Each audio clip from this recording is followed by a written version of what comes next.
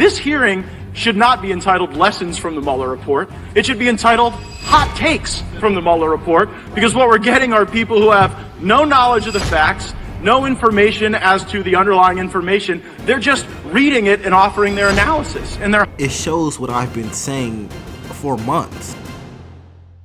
Well, we're here in part 2 of Lessons from the Mueller Report. And so I'm wondering how we're going to learn those lessons. During part 1 of Lessons of the Mueller Report, we brought in John Dean to re-examine the Nixon impeachment. Perhaps during part 2, we'll get to the impeachment of Andrew Johnson. Well, maybe the folks here could teach us some lessons for the witnesses so that we don't have to individually go through. Here's the question. And raise your hand if you would answer this in the affirmative. Do any witnesses here have personal knowledge regarding the truth or falsity of a single material fact in the Mueller Report? If you have personal knowledge regarding the truth or falsity of a single material fact, just raise your hand so I can figure out who to ask the question to.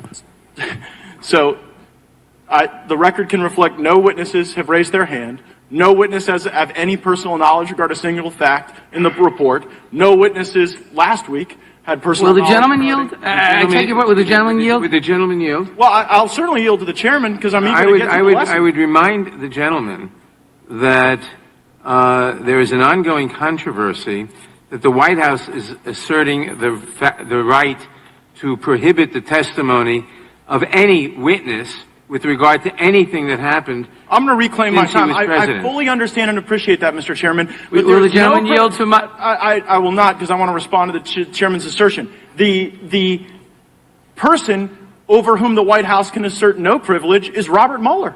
And you have the power to subpoena Robert Mueller. You have used subpoena power extensively in this committee, and you won't subpoena the person who wrote the report. And so this hearing should not be entitled Lessons from the Mueller Report. It should be entitled Hot Takes from the Mueller Report, because what we're getting are people who have no knowledge of the facts, no information as to the underlying information. They're just reading it and offering their analysis. And I'm happy these videos are being exposed because it shows what I've been saying for months, that a lot of people's words are being suppressed, that a lot of people's thoughts are being suppressed. And I feel like, and I can't prove it, that a lot of people on the Democratic hyper left side were gaslighting people who are conservative, and they were gaslighting people who are right leaning. And the reason I say that is because we have people who are very logical. He's going against some witnesses, some Democratic witnesses. He's saying, prove what you're saying. Why did you say this? Why did you do this? No proof, no evidence, but yet, I promise, he is still looked at as the bad guy. He's still looked at as the bad guy in this, even though he makes the most sense, even though there's no evidence against him. And that's how a conservative feels in life. They are the bad guys, even though they have evidence, they have proof, even though they can be right. They are still the bad guy forever. And this video kind of shows that. Let's get back into it. They're hot takes, but I think that there's a far more critical issue that our committee should be addressing and that we could address. Right now we're at a circumstance where upwards of 5,500 people are arriving every day on our southern border. And this committee has the jurisdiction to reform our asylum laws, to secure the border, to make changes to ensure that we have a country that's protected and a rule of law that's maintained. Fortunately, actually, one of our witnesses is somewhat of an expert on this subject. Ms. Cordero, you are... He's not in order. Ms. Cordero, you are somewhat of an expert on the activities that go on our southern border, aren't you? I do some work related to national security and homeland security in my capacity as a senior fellow, yes. And in 2013 for Georgetown, you wrote an essay entitled Breaking the Mexican Cartels, a Key for Homeland Security Challenge. Mr. Chairman, at this time, I'm going to interrupt and say that this hearing is about part 1 of the Mueller investigation. I wish it was about the Mueller Report. I really wish it was, Mr. Johnson. They won't know anything about the Mueller Report. The gentleman will suspend. Gentleman will proceed. Gentleman has the time. You wrote, breaking the Mexican cartels is no easy feat, but is a necessary one to secure our southern border, eliminate the presence of dangerous cartels in our cities, reduce Americans' contribution to the drug trade and resulting violence, and play our role in restoring the Mexican citizenry to a free society from daily terror. Is it your impression that since you wrote this in 2013 that the circumstances on our southern border have gotten better or worse? I will, excuse me, the gentleman will suspend. Since this does not reflect, this has nothing to do with Part 1 or Volume 1 or Volume 2 of the Mueller Report or anything conceivably, Mr. Chairman, or anything conceivably within the ambit of this of this hearing or the notice of this hearing, the witness may or may not reply at his or her discretion. I'm happy to respond, Congressman. When I wrote that report, I thought that it was an issue that needed attention. It was not at the beginning of the Obama administration something that I think did get sufficient attention. There clearly is a changed circumstance. We are in 2019 now. There is clearly a humanitarian problem on the southern border that needs to be addressed. And this is my problem. People say it's a humanitarian problem on the border. People say that, oh, it's not about you know, the nation. It's about this. It's about helping people. It's about bringing people in. But here's my problem with that. As of 2022, there were 11 million illegal immigrants in the country. It's more than likely more illegal immigrants now. It's probably around, 12 to 13 million. I'm going to just say 12 million illegal immigrants. Do you know how many single-family homes are in America? Take a guess. 5, 4, 3, 2. There are 82 million single-family homes in America. You thought it'd probably be more, right? But here's the problem. There are only 82 million single-family homes. But there are 11 million illegal immigrants. Let's say only half. Let's say only a third of those illegal immigrants own or have a single-family home. Only a third. That's 3 million? It's a little more than 3 million. Let's just say 3 million have a single-family home. That means out of the 89 million available homes, I'm saying these are all the homes in America, 89 million, 3 million of those homes are completely gone to illegal immigrants. Imagine if we had 3 million more available homes in the country, considering housing has gone up 47% in the past 3 years. How that will solve the housing crisis. If there were 3 million more homes, that would solve the housing crisis. That would literally solve it. That would solve it right there. But now people say, oh, there's a humanitarian issue. There's all these issues that from another country that America must solve. But you're not considering American citizens who are struggling to buy homes now, who are struggling to pay rent now. You're not considering them because your attention isn't on them. It's very, very weird.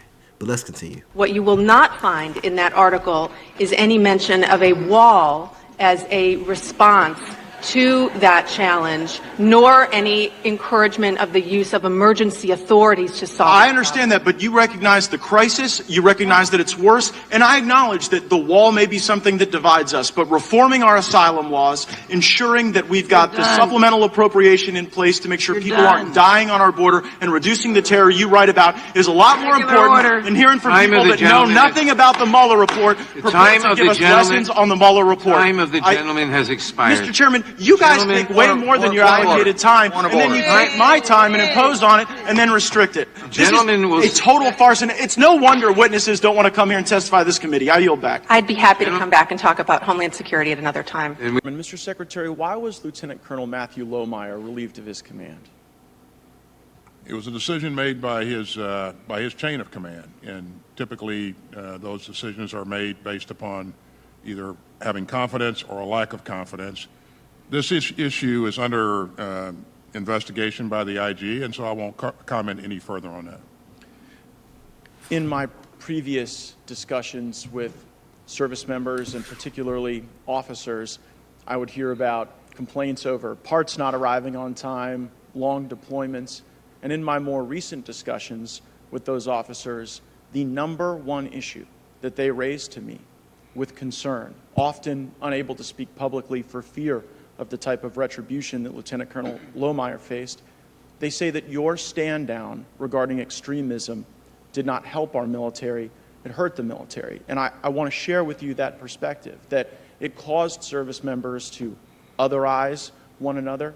It impaired group cohesion. And interesting to me is that I've heard those sentiments most frequently from units that are majority minority, that this was not particularly helpful. So I wanted to give you the opportunity to maybe share with us more specificity regarding the definitions that seem to be a challenge when Ms. Hartzler was asking questions. How should the Department of Defense think about critical race theory?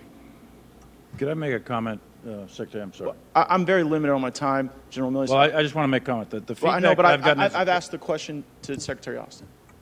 I don't know what the issue of critical race theory is and what the relevance here with the department.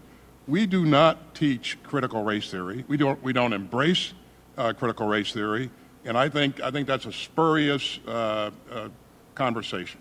And so we are focused on extremist behaviors, and not ideology, not people's thoughts, not people's political orientation. Behaviors is what we're focused on. And one final point, and thanks for your anecdotal input, but I would say that I have gotten 10 times that amount of input, 50 times that amount of input on the other side that have said, hey, we're glad to have had the ability to have a conversation with ourselves and with our leadership. And that's what we need to make and sure again, that we reclaiming remain my a time, cohesive Mr. Secretary. organization. So they don't really answer their questions. They just gaslight and they just basically deny it.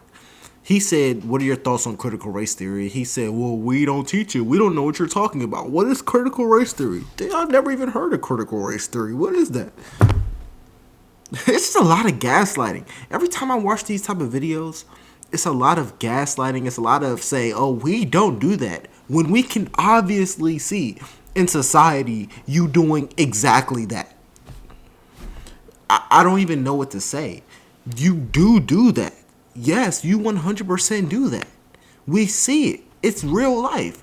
Why deny it as if it's not happening? It may be that you're receiving that input in the ratios you describe because it was your directive.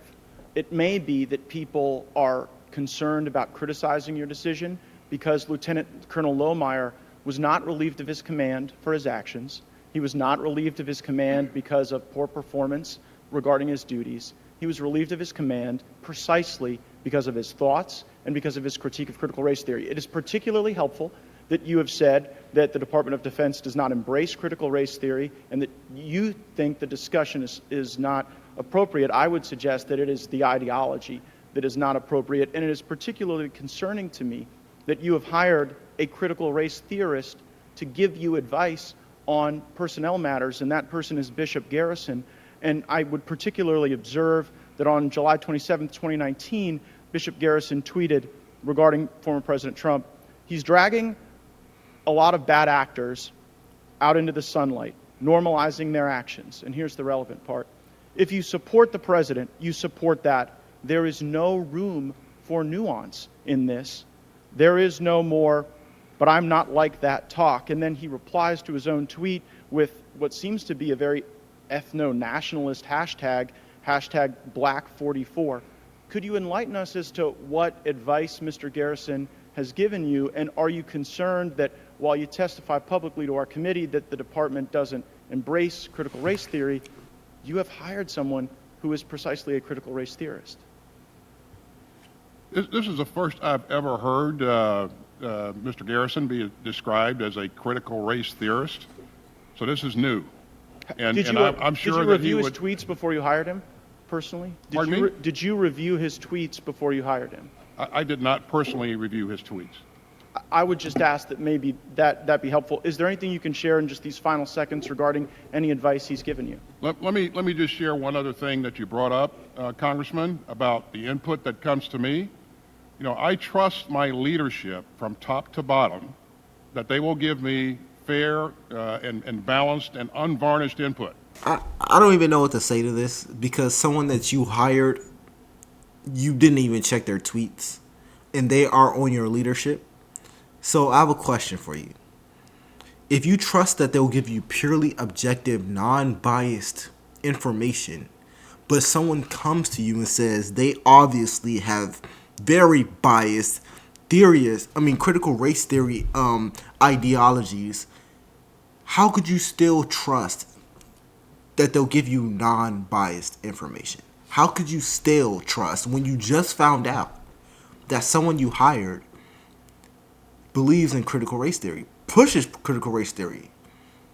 I'm not sure I'm following, because shouldn't this new information completely contradict your belief that they'll give you objective information? Especially if you work in politics. I mean, you're working in politics, and critical race theory is 100% relative to politics.